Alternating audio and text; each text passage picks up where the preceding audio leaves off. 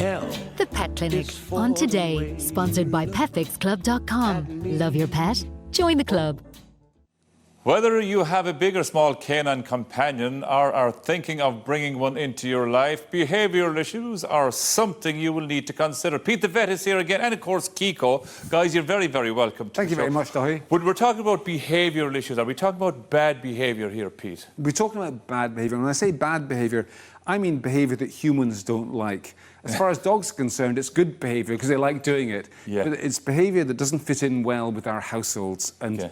So people have to find ways of preventing that behaviour, preferably, and then dealing with it if it does happen. So we're really the problem here, Peter. We're not, yes, not the dogs at all. We should just chill and get down with the dogs, really. It'd be a lot easier in life, I think, sometimes. But first, if we can focus on chewing then as well. Yeah. This comes up all the time. It does. And dogs love to chew. And if we don't provide them with something to chew, they will chew what they can find. And that can be your shoes, the really expensive high heels, or the runners that you just paid a few hundred quid for. The stairs seems to get it every now and then as well. Yeah, the bottom of really expensive furniture. Dogs chew anything. Mm-hmm. So the thing is that you have to realise is that dogs just love chewing. For them, it gives them a natural release of endorphins in their brain. Yeah. It feels really, really good to chew.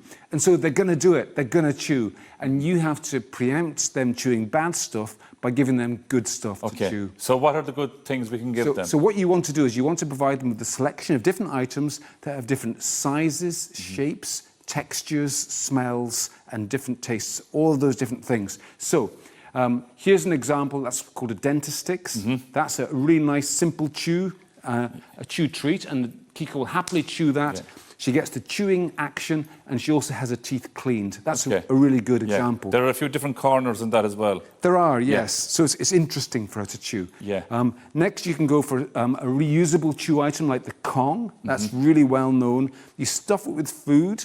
And you can actually soak the food, stuff it with wet food, put it in the deep freeze, and then when you give it to the dog, it will then last for a long time. Yeah. And dogs like Kiko learn about their toys, and so she learns what she has to do with that to make the most of it. And it also keeps them occupied as well, trying to get the food out. It because does. They seem to be very, very busy trying to do it. It occupies their time and their brains as well. Yeah. So and that's very important for them, Pete, isn't it? It really is. Occupy their brains. Mental energy needs to be burned up as much as physical. And then you've got ones like the Canine connectable range that they all connect up together. Do you see? And you put treats inside them, and the dog then has to pull them all apart, and they chew on the different things as they do that, and that exercises their jaws really nicely. Yeah. So that's another kind. And then one of my favourites is this new thing, which is called a Yakers dog chew, or Yakers dog chew. Yakers. Yakers. See, it's made from yak milk, believe it or not, in the Himalayas. I don't know who's out there milking yaks, but somebody is. For dog food. And it goes into those, and they come out as these, really, they're quite hard chews, you see, quite solid.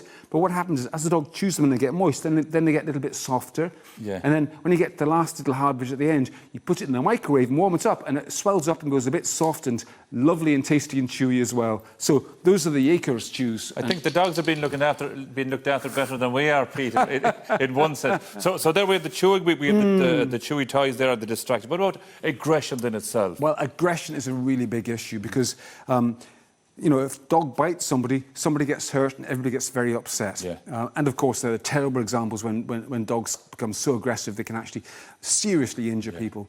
So what we have to understand is that aggression is a natural behaviour for dogs. Dogs do it as part of their social organising. So we can't just stop it completely, but what we can do is we can, again, preempt it by recognising the signs that aggression might happen and then stepping in. So people need to learn about dog body language. And dog body language prior to aggression would include things like their eyes narrowing, their ears going back, the body tensing. Sometimes they lick their lips.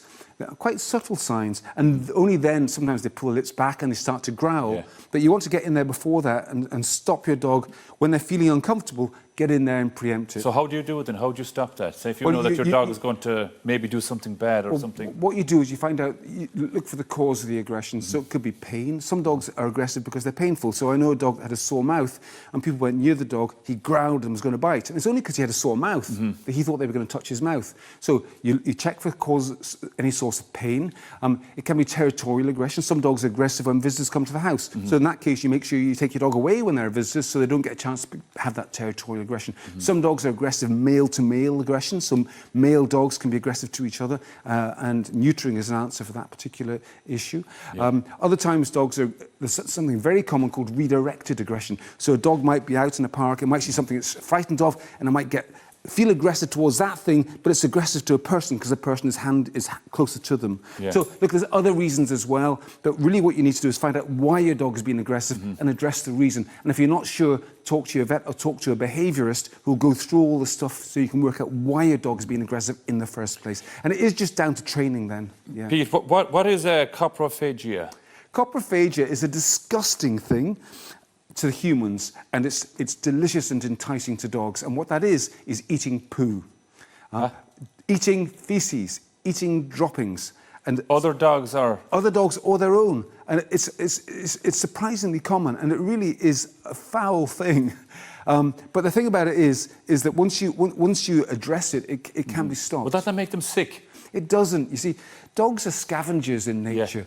What they do is they explore the world looking for anything that's remotely tasty, and especially because dog food is such good quality these days, often dog poo is actually surprisingly nutritious in some ways, and so dogs like eating it. So you have to teach your dog not to do that. And the first and most important thing is make sure your dog has plenty of food so they're not really hungry. I've seen lots of puppies just aren't being fed enough. They're hungry. They're hungry. That's what they're going for. They're hungry, and the only thing that's around is poo, so they eat it. So make sure you're feeding them plenty, but also, again, talk to your vet, and there's different ways they can be trained out of coprophagia. Two things, Pete. First of all, how can people contact you? Well, if they've got any questions at all, including coprophagia, contact me at petfix-club.com.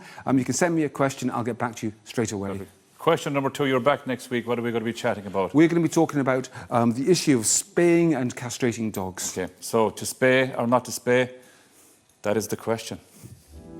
The Pet Clinic on Today, sponsored by petfix-club.com. Love your pet? Join the club.